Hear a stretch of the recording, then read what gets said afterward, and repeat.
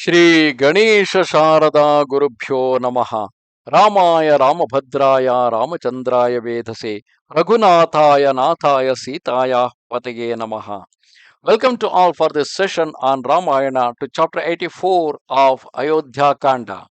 In the previous chapter, we saw Bharatha set out along with the entire army and the entourage, which include the commoners as well as the great people from his court. And with all of them, they arrived near the bank of Ganga, where Guha, the friend of Rama, was dwelling there in Shringaberapura as the king of the hunters. Observing the great army of Bharata encamped on the river bank, Guha was filled with apprehension and said to his followers, "My friends, this great army which is occupying the river banks is not to be numbered even in imagination. Assuredly, Prince Bharata has come here with evil intent, since the flag of his dynasty flies over his tent. Either he is come to bind and destroy me, or he is going to slay Rama, who is exiled by his father and helpless. Perchance the son of Kaikeyi desires to slay Rama in order to gain complete possession of the kingdom. But Rama, the son of Dasharatha, is my lord, my supporter, and my friend.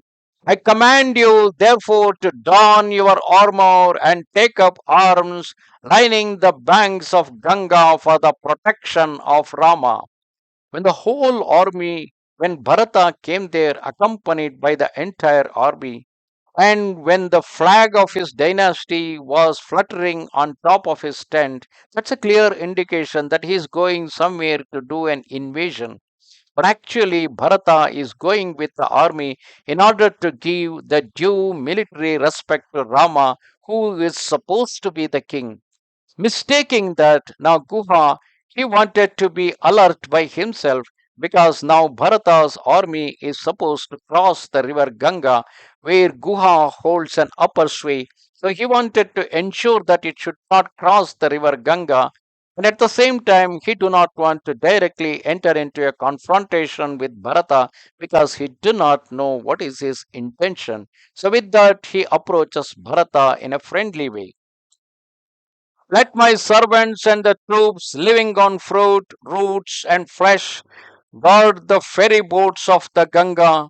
Let 500 boats be manned with their crews, and let each be guarded by youthful watermen, well armed and accounted.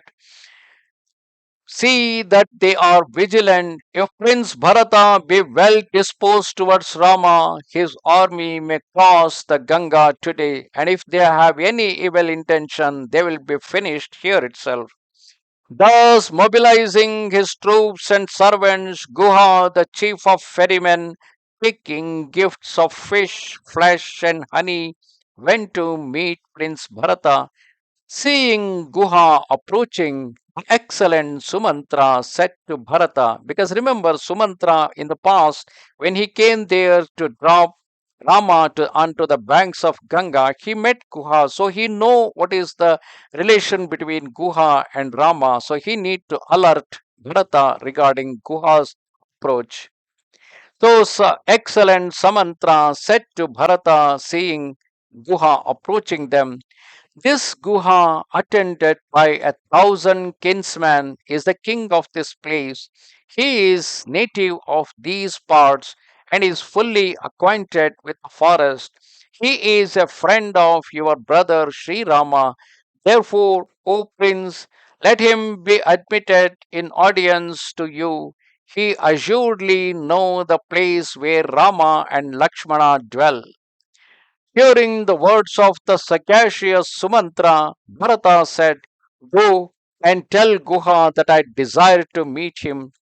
The sanction of Prince Bharata being given, Guha, with the chiefs of his people, approached the prince and thus addressed him: O Lord, consider this country as your own domain. Not being acquainted with your intention, I am unable to offer you a fitting welcome because he was not aware that Bharata would arrive there.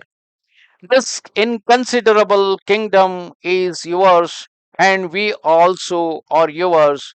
We entreat you to abide in your servant's house. I have brought roots, fruits, and fresh, both fresh and dried, for you and other products of the forest for your use. It is my hope that your army remain here tonight as my guests. May we have the occasion to serve you, O Prince. Tomorrow you can go forward with your army. Thus ended the chapter 84 of Ayodhya Kanda in Ramayana, wherein Guha on one side be alert himself, seeing the great army of Bharata, not knowing what exactly his intention, but on the other side he approached Bharata with all kind and friendly nature. Namaste Sharada Devi, Kashmira Puravasini, Twamaham Prarthaye Nityam, Vidya Danancha Dehime. Goodbye.